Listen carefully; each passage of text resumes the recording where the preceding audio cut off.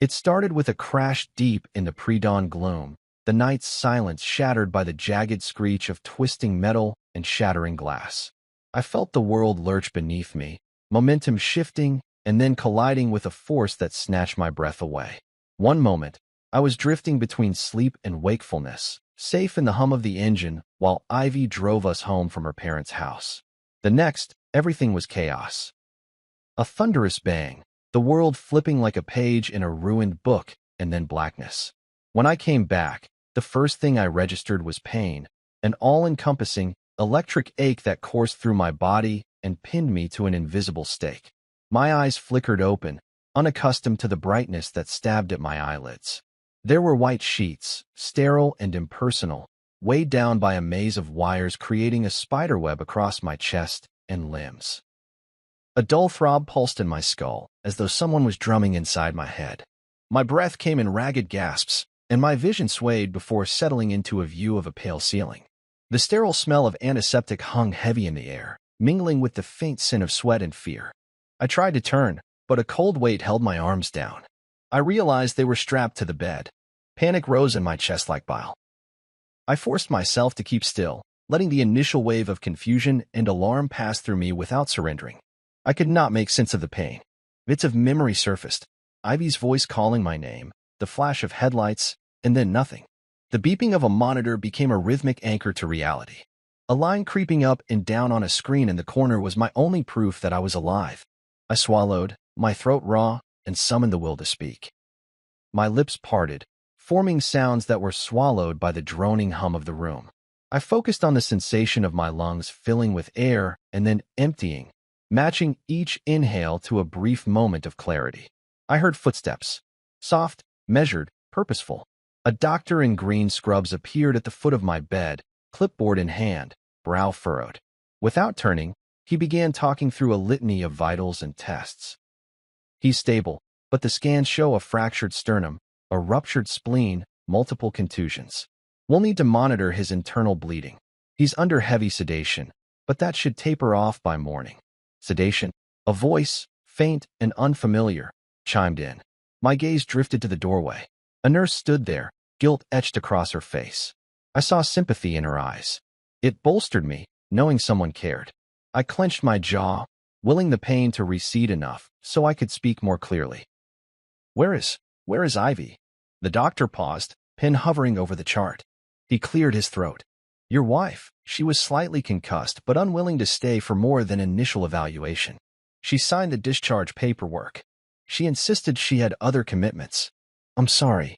His voice was matter-of-fact, lacking the comforting tone I craved. I bit back a cry, my heart sinking and pounding in betrayal more than physical injury. Ivy left me here, alone, while she walked away from the wreck. I couldn't process whether it was fear or something darker driving her decision. My stomach twisted, reality warping with each beat of my heart. I tried to focus on the nurse's expression, searching for something compassion, understanding, maybe a reason to trust anyone but my family. The nurse stepped closer, placing a gentle hand on the edge of the bed. I'm here, she whispered. You're not alone. You'll get through this. Her words were simple, but they anchored me in a way Ivy's absence could not. I nodded, though my neck felt like gravel under the slightest motion. What happened? I croaked, voice ragged. An SUV ran a red light, she said softly. It T-boned you. The impact was severe. Your car absorbed most of it. She swallowed. You're fortunate to be alive. Her reassurance felt foreign, sweet like honey in a bitter cup. I closed my eyes, letting the gravity of her kindness seep into my bones. Time became elastic, minutes stretched into hours. I drifted in and out of consciousness, haunted by flashes of the crash replaying behind my eyelids. Every time I saw the mangled frame, Ivy's face blurred at the wheel, her eyes blank. I wanted to wake her, to understand why she left me in the wreckage, but my body refused. I could muster only the faint pulse of defiance humming beneath my ribs.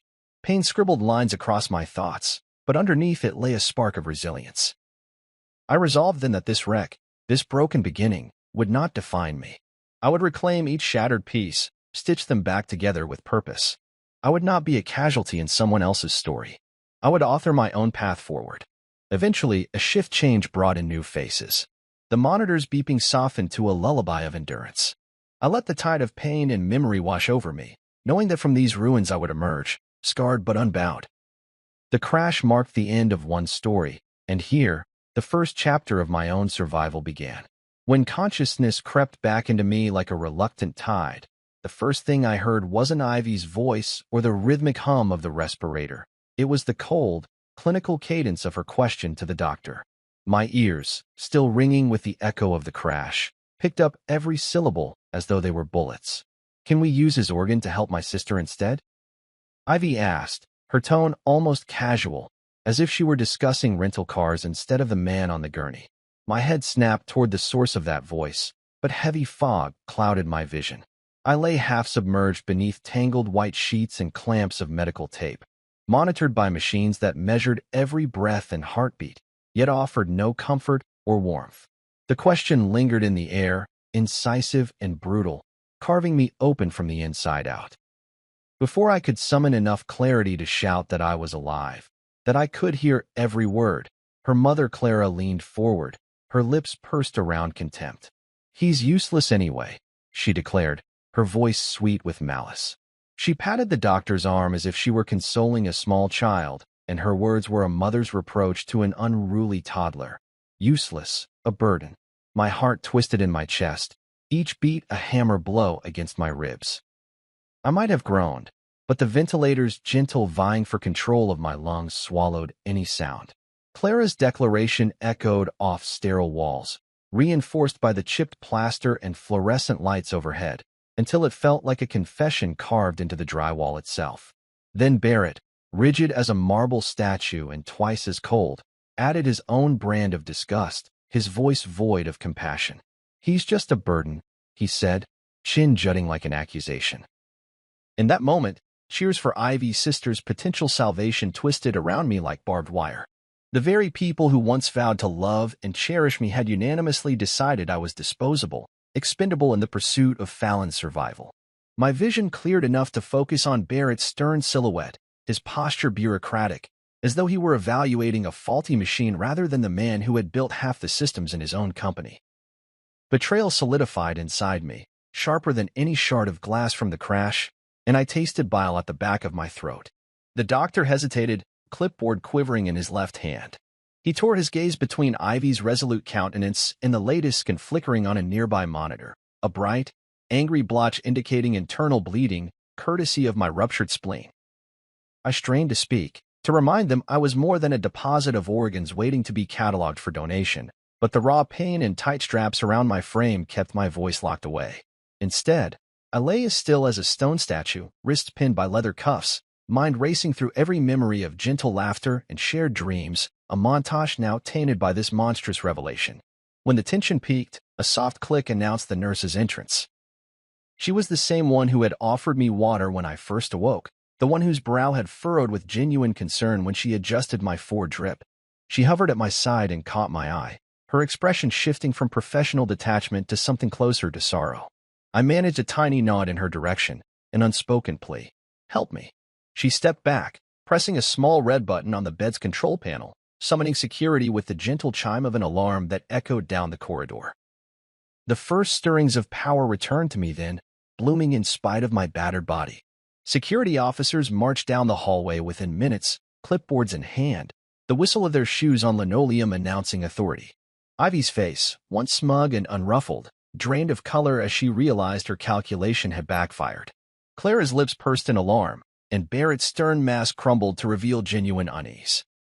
I tried to speak, to warn them I was awake and listening, but my throat felt lined with glass.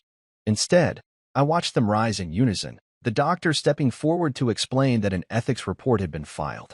Their banishment was swift and utter. They were escorted from the premises under a protection order that barred any further contact. Silence settled once more, broken only by the beeping monitors and the soft scuff of security boots receding down the hall. The air, once heavy with betrayal, now vibrated with a quiet triumph.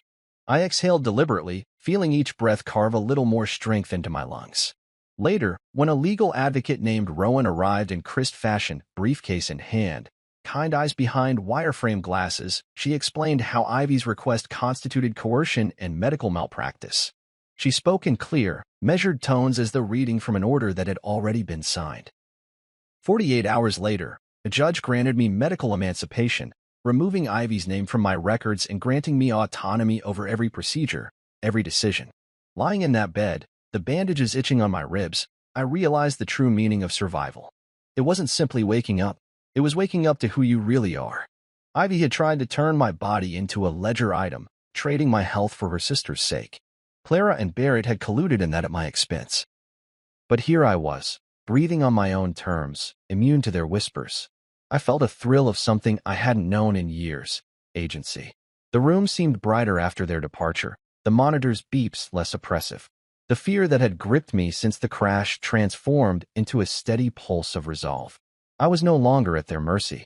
I would navigate this recovery on my own terms, charting a course through pain and distrust toward a destination of my choosing.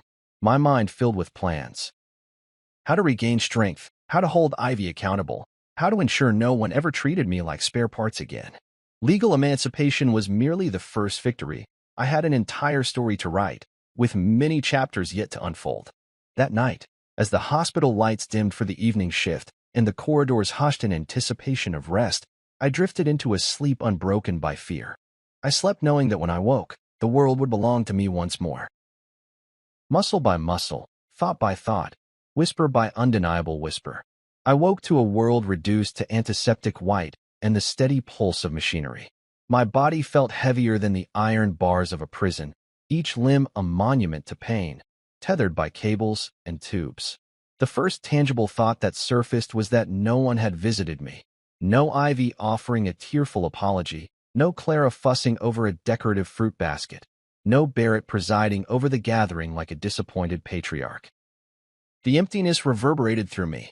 My breath caught, and I stared at the ceiling, as though hoping for a crack to open up and admit someone who cared. A faint rustle at my bedside drew my eye to a recorder perched on the small table that held my water pitcher and a stack of legal forms. I'd asked for it, a small rebellion, a way to capture what was spoken when I wasn't supposed to hear. It glinted in the harsh fluorescent light, a silent witness ready to chronicle the darkness of my family's betrayal. I reached for it, but pain flared across my side. I let my hand fall back to the sheets. The recorder could wait. Nurses came and went, slipping into my room like shades, their uniforms whispering against the polished floor. I watched each one, searching their faces for compassion or recognition. Most glanced at my chart, murmured routine observations, and departed without a second thought. The absence of Ivy and her clan felt like a blessing draped in sorrow. For years, I'd accepted their presence, even when masked with disdain, because I believed family offered a place from which to draw strength. Now that they were gone, their silence felt less tainted than their voices had ever been. Then I met Leo. He was younger than most, with a gentle confidence in his posture and a soft kindness in his eyes. On his first shift, he paused at the foot of my bed and studied me for a long moment without saying a word. Finally he spoke, low enough that only I could hear. "You're awake," he said as though surprised and relieved. Relief coursed through me like warmth. "You've been sleeping most of the day. I wanted to check you before rounding." His words were professional, but the intimacy of his concern felt subversive in this place where empathy was rationed. I managed a nod, my throat raw from disuse. "Leo," I croaked, barely loud enough to register. He started, as if I had woken a dream. His eyes widened, then narrowed thoughtfully. "You heard them?" he asked quietly, lowering himself onto the edge of the bed. "Heard who?" I asked, though I could see in his expression that he already knew. "Your wife and her family," he said, voice soft as cotton. "They were here last night. I filed the ethics report." He offered me a thin smile, one of solidarity. I closed my eyes and let the memory of their voices replay. Ivy's calm calculation, Clara's condoning cruelty, Barrett's remorseless decree. "I want the recordings," I rasped. "I need proof." Leo nodded, reached over, and pressed a button on the recorder. It whirred to life, then clicked off. "It's ready whenever you are," he said. His gesture felt both ordinary and heroic. I exhaled, forcing air past the pain that coiled in my ribs like a vengeful serpent. "Tell me what happens when they come back," I whispered. "I'll be ready." He hesitated, scanning my face for signs of distress. "They won't be allowed to return," he said gently. "But if they do, I'll let you know immediately." That promise felt like a shield erected around me.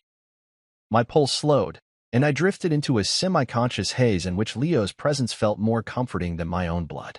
In that haze, I envisioned him as a guardian, watching, protecting, alert for any attempt to violate my fragile autonomy. Days slipped by in a procession of medication schedules, physical therapy exercises, and monotony. My body ached, but my mind hardened. I used the recorder to map out the labyrinth of my family's cruelty. I played their words over and over, transcribing each syllable onto legal affidavits I drafted by hand with a shaky grip.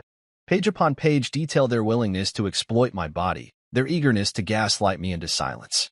Each line was a nail driven into the coffin of their authority over my life. As the sedation wore off, I met with Rowan again. She arrived wearing a tailored suit that spoke of competence rather than compassion. Her hands were steady as she reviewed my notes, eyes flicking up to meet mine with approval. "This is compelling," she said, tapping a bony finger on the transcript. "We'll use this to secure a restraining order and modify your legal status further. You might even pursue damages for emotional distress." Her voice was brisk, but I heard an undercurrent of respect I hadn't felt from my own blood. I realized that in their eagerness to dismiss me, Ivy's family had underestimated how far I would go to reclaim myself. By the end of the week, the protective order was extended, barring any contact with me or my medical team. Ivy's family challenged it, but the transcripts and Leo's testimony left no room for doubt. Each legal victory glued fragments of my dignity back into place. The hospital room, once a cage of betrayal, became a haven of self-possession. I found solace in the routines. The crisp pages of medical charts, the measured footsteps of nurses, the methodical tone of legal correspondence. On one bright morning, the head nurse arrived bearing a fresh gown and the news that I would be transferred to a private wing. She smiled, a rare warmth lighting her features. "A quieter floor," she said. "More space. Fewer interruptions." I nodded, feeling an unexpected pang of gratitude. As they wheeled me down the corridor, Leo beside me, wheels squeaking against the linoleum. I gazed at the closed doors and sterile walls, now transformed from symbols of confinement into markers of survival. Each door we passed was a testament to the battles I had fought and won. I pressed a hand to my chest, feeling beneath the bandages a heart that beat with determined ferocity. That night, alone in my new room, I lay awake listening to the faint humming of HVAC vents, feeling the recorder at my side. I didn't miss Ivy's warmth or her family's conditional affection. Instead, I embraced the silence, a space where I could hear my own voice rising above their whispers. The ghost in the bed was no longer a victim, but a witness, and soon, an author of what would come next. 2 nights after I'd barred Ivy and her family from the ward, I lay in the newfound quiet of my private room, a space that felt both surreal and sacred. Light from the corridor filtered beneath the door, casting a pale stripe across the floor. My ribs throbbed with every heartbeat, a reminder that my body still needed time to mend. Yet beneath the physical ache, a fresh tension coiled in my chest. Ivy was coming back, and this time I would be ready. It was after midnight when I heard hushed voices down the hall. I strained to listen, every nerve alive. When they reached my door, footsteps slowed to a tentative halt. I pressed my ear against the cool wood, my pulse spiking with anticipation and loathing. Ivy's voice drifted through the gap, brittle but determined. "I can't believe they did this. Barrett, Clara, let me in. I need to talk to him." The key rattled, then a decisive click. The door swung open without a knock, revealing Ivy and, behind her, the silhouette of her father. Their eyes flicked to the recorder perched on my bedside table, but neither acknowledged it.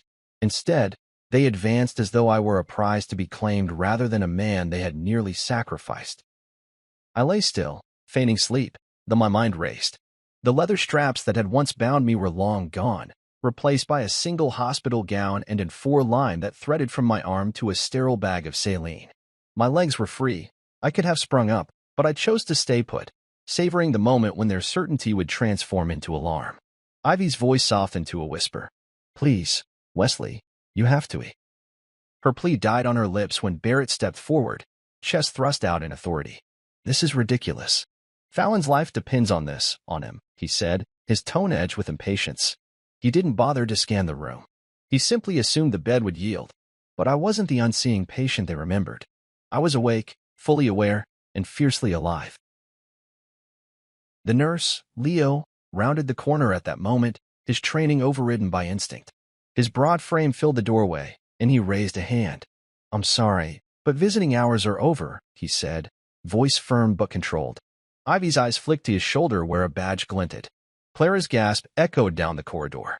Barrett's jaw clenched, but he nodded curtly and retreated, Ivy trailing behind him. The door closed with a decisive thud. I exhaled, tension draining from my muscles.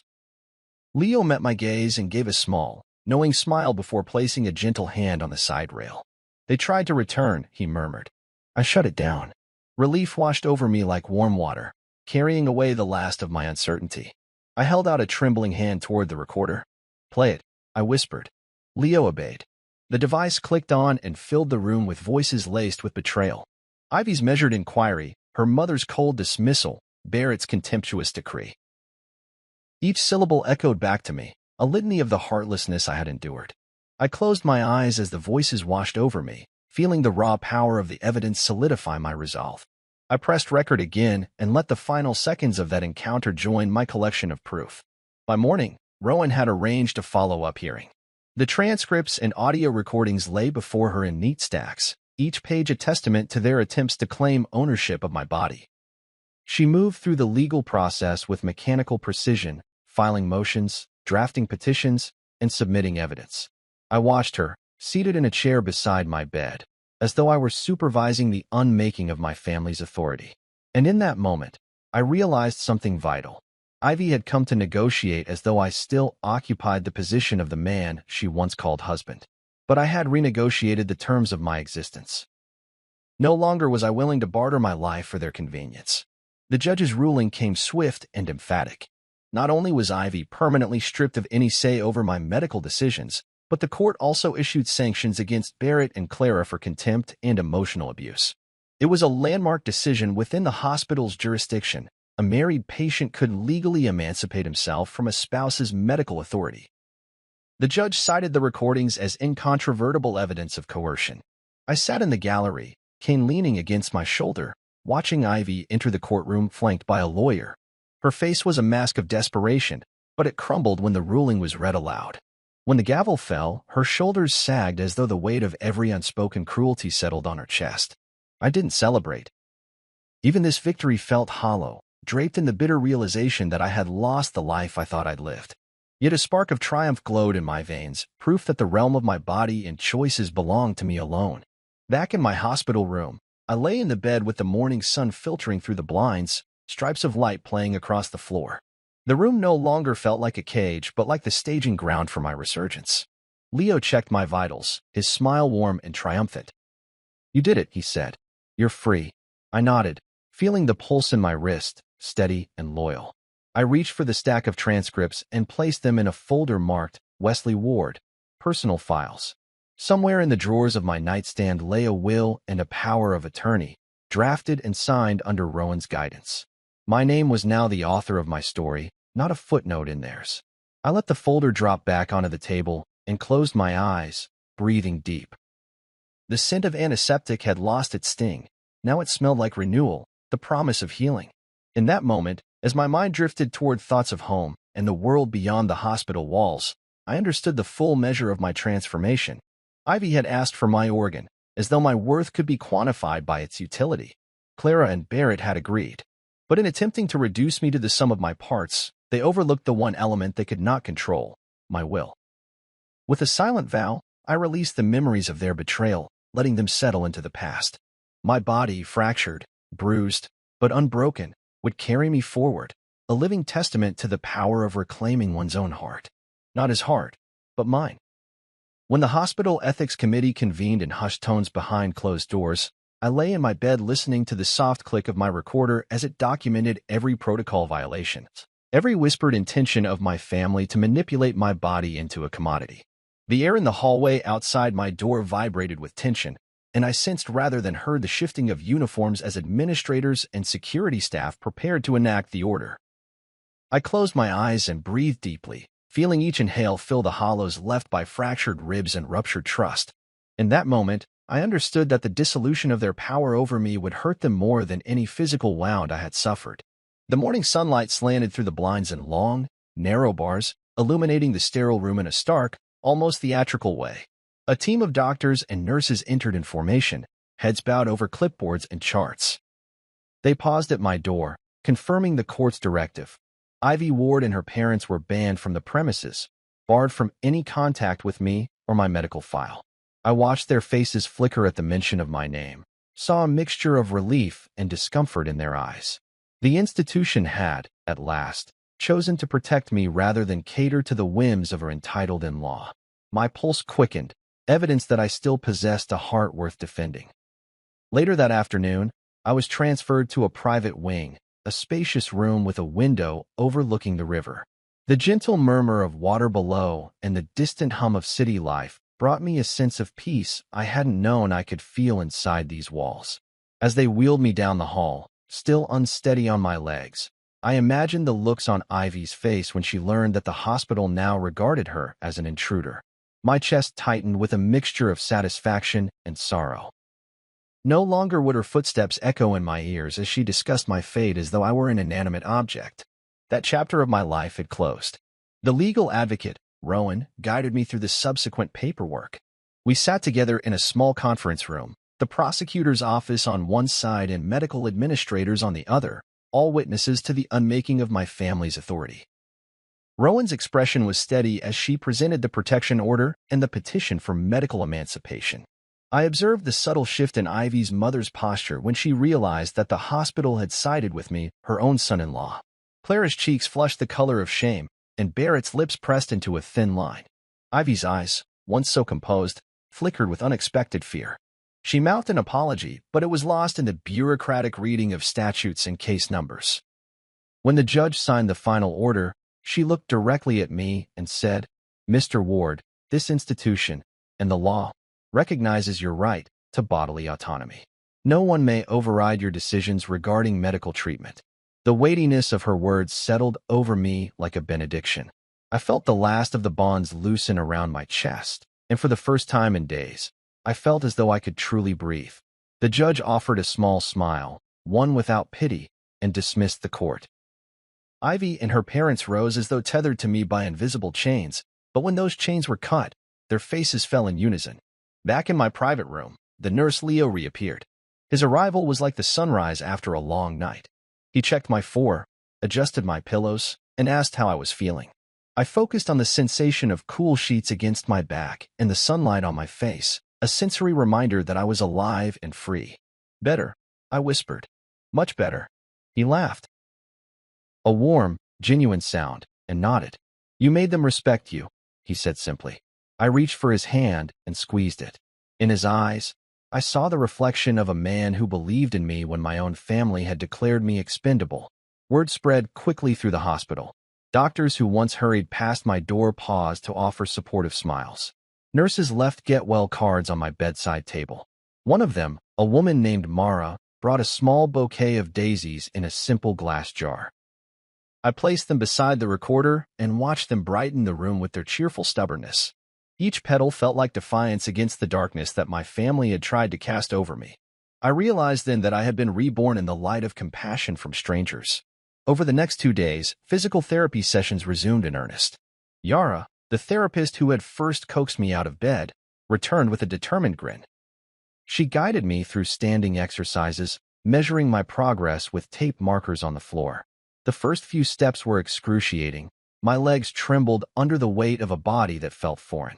But with each subsequent stride, I felt the power of regained mobility beneath my feet. The therapists, once distant observers, became my allies in reclaiming my strength. I imagined Ivy's shock at seeing me walk unassisted, her plan foiled by my refusal to remain a victim. Before discharge, Rowan visited one last time. She handed me folders thick with legal documents, medical emancipation papers, protection orders, insurance claims, and a target on Ivy's family for restitution. She looked at me and said, "You have the right to press charges for emotional distress. If you choose to, I'll handle it." I studied the papers and felt the gravity of every line. Their betrayal had left wounds deeper than any cut or bruise. I nodded slowly. "Do it," I said. "And let's make sure they pay for what they tried to do." Rowan's smile was fierce, a warrior's grin before battle. In that moment, I knew I had moved beyond recovery I was preparing to hold them accountable. On the day I left the hospital, Leo helped me into a borrowed suit. My ribs still burned when I turned, and my steps were measured. I cast a glance at the bed where I had lain, tethered and vulnerable, and felt gratitude mixed with triumph. "Thank you," I said to Leo, his presence a comfort I would not forget. He nodded, eyes misting. "Stay safe," he replied. As I stepped into the elevator, the doors closing behind me like a seal on my newfound autonomy, I clenched the folders in my hand. Each one bore my name in permanent ink, a testament to my journey from helpless patient to reclaiming advocate. The hospital lobby buzzed with life, the clicking of heels, the murmur of conversations, the rustle of papers. I breathed in the crisp air of the outside world, free at last from the shadow of my family's cruelty. Though my body bore the scars of our confrontation, my spirit felt unbreakable. With one final glance at the building that had witnessed my worst moments, I turned toward the street. Cars honked, pedestrians bustled, and the river shimmered under the afternoon sun.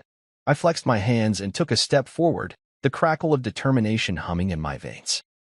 The exit wounds my family had inflicted would never fully heal, but they had forged in me a resilience I carried like armor.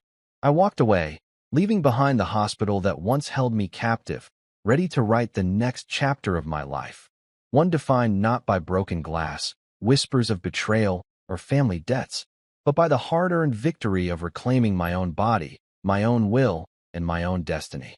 Recovery was a dance with dread, each step forward a negotiation between ambition and agony. The mattress beneath me felt like a battlefield, every inch of my body protesting against the simple act of lying flat. My ribs throbbed in protest, each breath a knife that sliced through muscle and memory. But the collapse of my family's influence had reignited a spark of purpose, and with it came an unwavering resolve to reclaim every fragment of myself. When Yara, my physical therapist, first arrived, she radiated a quiet confidence that both challenged and comforted me. She moved with the precision of a conductor, orchestrating exercises that forced me to confront the truth of my still fragile form. On my first day of therapy, I lay on my back against a pale green mat, the room bathed in soft morning light that slipped through high windows. The air was cool, redolent with the scent of eucalyptus from a diffuser in the corner. Yara knelt beside me, her hands gentle but firm as she guided my limbs through tentative movements. "We're going to take it slow," she said, voice steady, each syllable a promise of careful progress. "This isn't a race." Her eyes locked onto mine, and I drew courage from her confidence. I flexed my ankles and curled my toes, the muscles along my legs trembling as though rebelling against their new assignment. Then I lifted my head, weak at first, and felt the fierce satisfaction of seeing the world from a higher vantage. It was a small victory, but in that moment, it felt monumental. As the days progressed, our sessions became a testament to the delicate balance between my body's limitations and the stubbornness of my spirit. Yara introduced me to core activation exercises, instructing me to engage the muscles around my torso as if bracing for impact. At first, my efforts were feeble, my stomach muscles fluttered like frightened birds. But with each repetition, I felt the fibers strengthen, weaving together behind the scars that GPS maps of pain had once charted. I discovered muscles I had never known existed, the tiny stabilizers by my spine, the diagonal fibers that twisted beneath my ribs.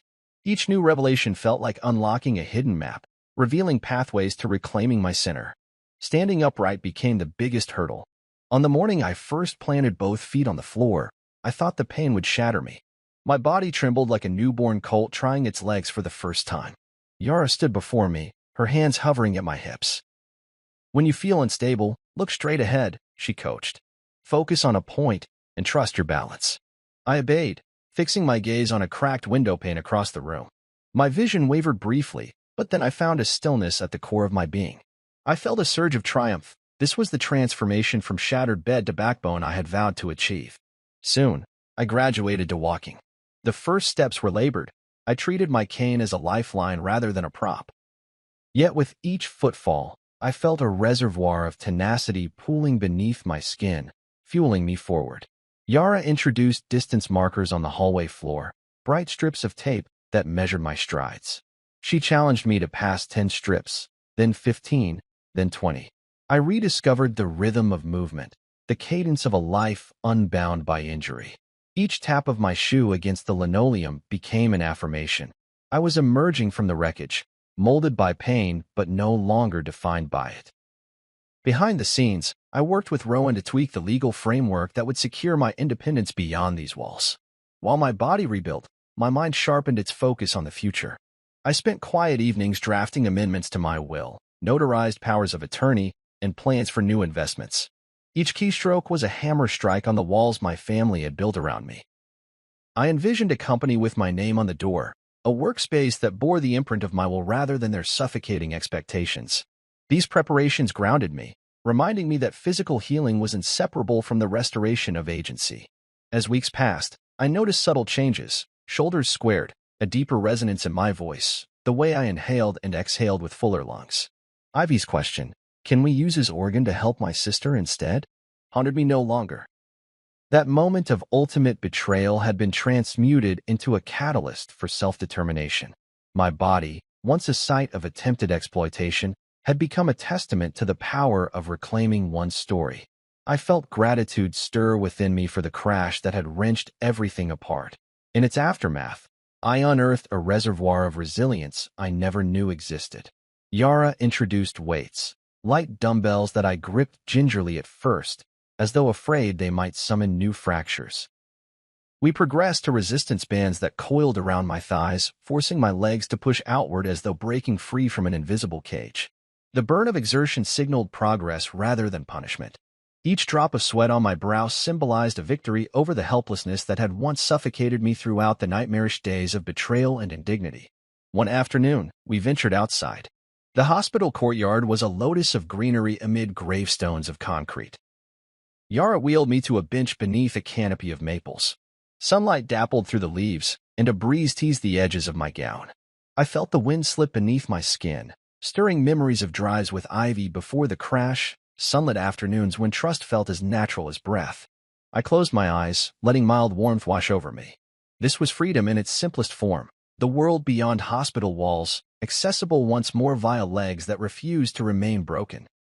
I sat up, pushing against the bench's armrests to stand, something I once deemed impossible. My legs tremored but held firm. Before me lay the expanse of the courtyard, the promise of pathways uncounted.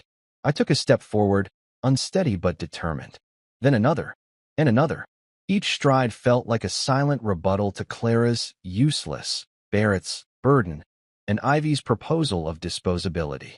I walked until I reached the edge of the garden, turned, and met Yara's approving gaze. Her smile was a gift more precious than any aid Ivy had ever offered. When I returned to my room that evening, I checked in with Rowan by phone. She congratulated me on my progress and reminded me that discharge was imminent. "You've built a backbone," she said. "Now use it." Her words resonated deeper than any physical milestone. I realized that the foundation of my revival was not merely healing splinters of bone, but forging a spine of determination strong enough to support the life I would design. That night, as slivers of moonlight traced patterns on the wall, I drifted into sleep with a body weary but proud. The bed that once symbolized my confinement had given way to a backbone I could rely on. Tomorrow, I would take my next steps toward discharge, toward returning to a world I had abandoned in defeat. But tonight, I honored the journey from brokenness to strength, from victim to architect of my own destiny. And beneath the pillow, the steady hum of my heartbeat pulsed like a drum, a testament that I was no longer merely surviving. I was living, rebuilding, and ready to stand unbowed against whatever challenges lay ahead. When I was finally discharged, the crisp autumn air felt like permission to breathe fully for the first time since the crash. My ribs still ached, and I leaned on my cane as I stepped onto the hospital's front walkway, but the world beyond those sliding doors pulsed with possibility. Each gust of wind carried the scent of fallen leaves and freedom. I paused to close my eyes and drink it in. I was no longer trapped in a hospital bed under the control of those who saw me as an asset. I was a free man, and now it was time to reclaim everything I had built. Back in the car, I guided it through the city streets, Kane resting beside me in the passenger seat. The company Ivy's family had inherited thanks to my work appeared on the side of the building, Echelon Systems, with sleek glass windows that reflected the sky like a mirror. I recalled the countless hours I had poured into the software architecture, the patents filed under my name, the client relationships cultivated by my vision. All of it now existed under the stewardship of the very people who had tried to discard me like scrap metal. A surge of righteous indignation heated my blood. I parked across the street, heart pounding in my chest. I watched the polished brass sign, then opened my briefcase and retrieved a stack of documents. Rowan had prepared them over the last weeks. Notices of withdrawal of ownership, letters of intent to divest my shares, and an agreement of sale to a competitor. I'd arranged everything under an alias at first, so no one would anticipate the blow. They'd receive the notices simultaneously, delivered by overnight courier that very evening. By morning, ownership would shift, patents would transfer, and my legal counsel would confirm that I had stepped away entirely, leaving Echelon Systems in the hands of a rival firm eager to absorb its assets. My name would vanish from board minutes and corporate filings alike. I sat on a bench beneath a silver maple, watching managers emerge from the building. They carried coffee cups and tablets, oblivious to the storm I had set in motion. I tapped at my temple, mentally reviewing the plan. Once the competitor's acquisition closed, I had secured an executive position with them, a role I negotiated discreetly weeks earlier. It was the perfect irony. I would vanish from Echelon, only to re-emerge at its successor, carrying with me the knowledge of its inner workings and the capacity to reforge its destiny. The deal was contingent on confidentiality until finalization. The letter of engagement sat folded neatly in my folder. My phone buzzed. It was Leo, checking in. "How are you holding up?" he asked. "Better than I have in years," I replied. He laughed, and in his voice I heard genuine relief. "I'll be here when you need me," he said. "You know where to find me." I promised to reach out once the divestiture was complete. Hanging up, I felt the magnitude of what lay ahead. A dismantling of the empire I'd built from scratch and a rebirth in another corporate womb, armed with knowledge and a spine of steel. That night, long after the office lights had dimmed, the courier arrived. I watched through the window as the driver handed a thick envelope to the security guard at the front desk, who signed for it without suspicion. Inside were the withdrawal notices, signed, notarized, and irrevocable. By dawn, the letters would land on the desks of the board members, Ivy, Clara, Barrett. The quiet house of cards they had raised on my shoulders would crumble with the weight of my absence. Morning came swiftly. I stayed in a nearby cafe, sipping black coffee as the sun rose, reading the notifications of receipt pinging on my phone. Delivered, each alert declared. I felt a thrill in knowing that, with every confirmation, I reclaimed more of my agency. I watched employees shuffling in, scanning badges at the entrance. Soon, panic would ripple through the management chain as board members discovered that their majority stakeholder had withdrawn. The emergency meetings would convene, the phone calls to law firms would begin, and the legal notices would circulate. Echelon Systems would descend into the very chaos I had once narrowly escaped in the hospital hallways.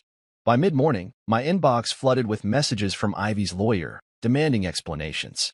I forwarded them all to Rowan with a simple instruction: forward to their counsel. Her reply came within minutes: understood. They have until Friday to respond, or we proceed to liquidation proceedings. I exhaled, realizing how liberating it felt to make decisions that their cruelty had once dictated. The ledger that recorded ownership and power was mine to adjust, rewrite, and redistribute. I returned home to my loft overlooking the river, a space I had renovated during my convalescence. Sunlight lay across the hardwood floors in golden patches. My company blueprint, drafted on a whiteboard, outlined a new venture. A consultancy specializing in ethical tech integration and patient advocacy software, areas painfully inspired by my ordeal. I swiped my keycard to the office, where the prototype interface glowed on my monitor. Each feature bore my signature principles: transparency, consent, and empowerment. No user would ever find themselves as powerless as I had been. The phone rang again. This time, it was Barrett, voice strained. He demanded to know why I'd divested, without discussion. I replied calmly. "My decision was made weeks ago. I trusted you to respect my autonomy." Clearly, that trust was misplaced. I hung up, feeling neither regret nor triumph, just the satisfaction of having balanced the scales. A legal notice requiring them to return any proprietary information followed, and Rowan assured me that enforcement would be swift if necessary. That evening, I convened a virtual meeting with the board of my new company. The executives, hand-picked allies who shared my commitment to ethical practices, nodded as I outlined our mission. We would contract hospitals to implement consent-driven patient portals and offer legal clinics for those facing medical coercion. We had seed funding thanks to the sale of my shares, and the competitor's acquisition had financed my stake. Thus, the resources I once lost were now redirected to a cause born of my betrayal. As I closed the meeting, I felt an electric surge of purpose. The ledger, once a record of my partial subjugation, had been reclaimed and rewritten. My shareholders now included survivors like me, advocates who believed that technology should serve and never subjugate. The code we wrote would embed respect into every click and prompt. Patients would see clearly what decisions they faced and consent willingly, rather than being manipulated by whispered urgencies in hospital corridors. That night, I stepped out onto my balcony and gazed at the river flowing beneath streetlights. The water, steady and unstoppable, mirrored my journey from broken glass to reclaimed agency. I pictured Ivy's family scrambling to salvage what remained of their corporate foothold, and I felt no joy in their distress, only the calm assurance that I had rebuilt my world on firmer ground. The ledger of my life, once tinged with betrayal and loss, now bore entries that reflected resilience, autonomy, and purpose. I pressed my hand to the cool railing and closed my eyes.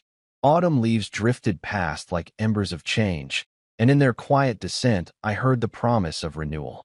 The ledger was mine, the story mine to dictate. No longer would I be an asset to be traded. I was the architect of my destiny, writing each line with unwavering resolve. And as the night deepened, I smiled, ready to forge the chapters yet unwritten. 3 months had passed since I signed over my shares and stepped away from Echelon Systems. In that time, I rebuilt my life on foundations of my own making: new company, new purpose, and most important, unshakable confidence. My body, once shattered across hospital sheets, now stood tall, each step a testament to the distance I had traveled. My cane, once a lifeline, was now more symbol than necessity, tapping on marble floors with quiet authority. I knew today's encounter would test more than my physical recovery. It would measure how far I'd come from the man they thought they could discard. The invitation arrived at dawn. An executive recruitment firm, hired discreetly by the competitor who acquired Echelon's assets, offered me a C-suite position. The role was perfect. Chief Strategy Officer, charged with integrating Echelon's technology into the new parent company's portfolio. I accepted immediately, invisibly slipping the terms into my back pocket before Ivy and her family even knew I had resurfaced. And here I was, approaching the imposing glass facade of Parallax Innovations, heart steady, mind sharp. I rode the elevator to the top floor and stepped into the hushed elegance of Parallax's boardroom. Dark wood panels rose to an intricate ceiling, and floor-to-ceiling windows revealed a panoramic view of the river, the same river I'd once admired from my hospital window, now a symbol of continuity rather than confinement. A long mahogany table stretched before me, polished to a reflective sheen. At its center sat Barrett Ward, clad in a bespoke suit that strained at the shoulders. His hair was silvered at the temples, and his expression was a mixture of nervous anticipation and stern entitlement. I let the door close behind me, clicking my cane lightly against the floor. Barrett looked up, startled to see me standing there, cane in hand, suit crisply tailored, gaze unwavering. The room stilled. Minutes elongated until I cleared my throat and spoke, voice calm and resonant. "Good morning, Barrett. You once called me a burden. Today, you're applying for a position under my leadership." My words hung in the air, deliberate and precise. He swallowed, his Adam's apple bobbing beneath his collar. "Wesley," he managed, voice tight. I didn't realize." His sentence dissolved into the charged silence, punctuated only by the hum of the ventilation system. I took a slow step forward, cane angling diagonally across the floor like an arrow pointing at him. "I imagine this is unexpected," I said. "But circumstances change. You applied for the Director of Client Relations role 2 weeks ago. Congratulations, your application has finally come to the right desk." He flushed with a cocktail of indignation and regret. His eyes darted around, seeking an ally, but the chairs along the walls were empty. No Clara or Ivy to buffer his unease. No polite heads nodding in hypocritical agreement. Barrett realized he was alone in his own corporate theater, propped up only by the assumptions he had once made about me. At that moment, the recruiter who had brokered my position, a slim man in rimless glasses, stepped into the room with a thin folder. He opened it and presented a letter, which I accepted without looking. In quiet flourish, he tapped the desk, signaling my moment to read. I scanned the document with casual interest, my eyes flicking over paragraphs of formal language that conveyed both respect and regret. When I reached the clause that said, "Offer rescinded, application denied," I allowed myself a brief smile before setting the letter aside. I folded my arms across my chest and regarded Barrett. "I'm sorry, but this position is not a fit," I said. "Your qualifications don't align with our strategic objectives." Barrett's jaw clenched. I continued. "Furthermore, your professional portfolio has been blacklisted through our partner network, effective immediately. Any client you try to approach will receive a notice advising them of a conflict of interest. Should you choose to proceed in this field, you'll find more doors closed than open." A tremor ran through him. His mouth opened as though he intended to plead. Instead, he managed only, "You can't do this." My lips curved at the edges. "I already have," I replied softly. Stillness engulfed the room. The recruiter shifted awkwardly, eyes flicking between us, but said nothing. Barrett rose to his feet, suit belt creaking with the effort, and stepped around the table. I didn't flinch. My cane stayed planted, my posture unchanged. He leaned in, voice low but venomous. "You owe me an explanation." The faint scent of his cologne, cedarwood and regret, wafted between us. I paused, savoring the moment. "The explanation is simple," I said. "You fostered a family culture that viewed me as expendable. You gambled with my life for a transplant. You abandoned me when I needed you most. You saw me as nothing but lines on a ledger. This is merely an extension of that ledger. Consider it equitable redistribution." He recoiled as though struck. His face paled, and I recognized genuine fear, a fracture more profound than any rib break. Barrett blinked as though emerging from a haze. I tapped the letter on the table. "This letter is notarized. The blacklist has been communicated. The partners have acknowledged their obligations under contract. I suggest you update your resume." My words were final, irrevocable. He straightened, swayed, and his shoulders slumped. "Wesley." His apology died in his throat, mangled by shame. I cut him off. "There's nothing more to discuss." I turned on my heel, cane poised gracefully, and strode toward the door.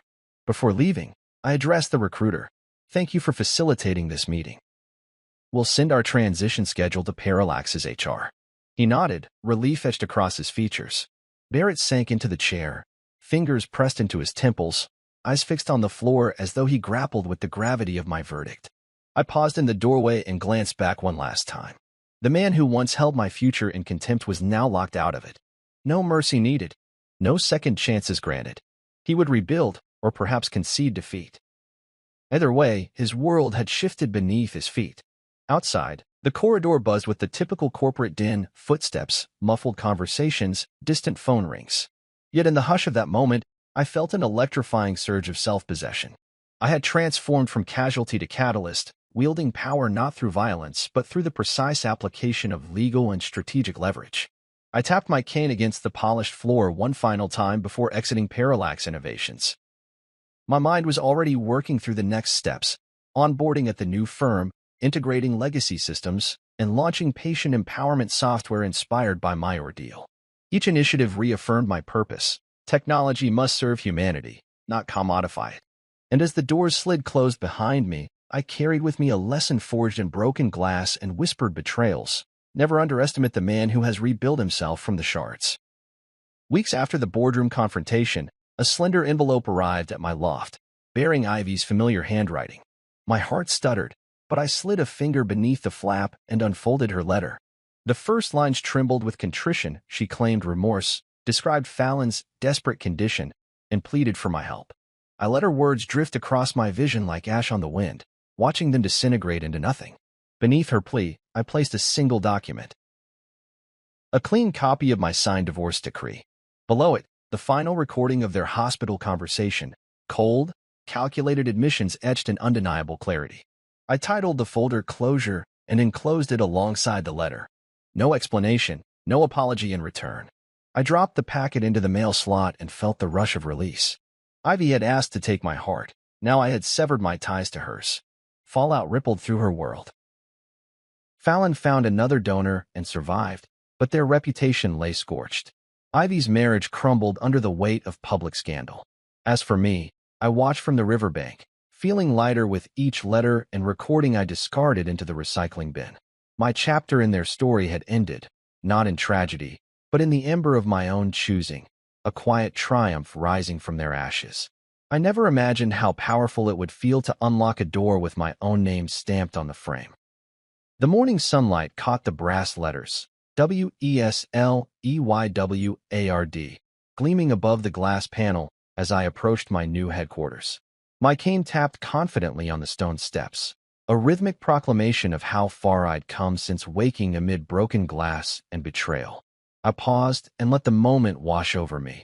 I was no longer orphaned by family, no longer defined by their demands. This space belonged to me. Inside, the reception area was minimalist. A single marble desk, a sculptural plant, and a wall-mounted digital display scrolling our company's mission statement, empowering autonomy through ethical technology. The echo of my footsteps in the polished corridor felt like applause. I nodded to the receptionist, then headed toward my office, where floor-to-ceiling windows framed the river's steady flow. It reminded me that life moves forward, carrying all we've endured along with all we'll yet become. I sat behind a sleek wooden desk, running a finger over the grain. In front of me lay the inaugural contracts, agreements with hospitals to implement our patient consent platform, ensuring no one else would suffer from the shadows I'd escaped. I picked up a pen and signed the first document, sealing my commitment to the cause that had saved me as much as any surgery. My phone buzzed with a message from Yara. "Congrats, CEO. Proud of you." A smile curved my lips. From Leo's unwavering support to Rowan's legal advocacy, I'd been bolstered by allies who believed I was more than an inventory of parts. I rose to glance again at the sign above the door. Wesley Ward. It wasn't just a name, it was a promise. A promise that I would continue to write each chapter myself, rebuilding strength with every word, every action, every heartbeat. I was no longer a donor, no longer a burden. I was the author of my own destiny.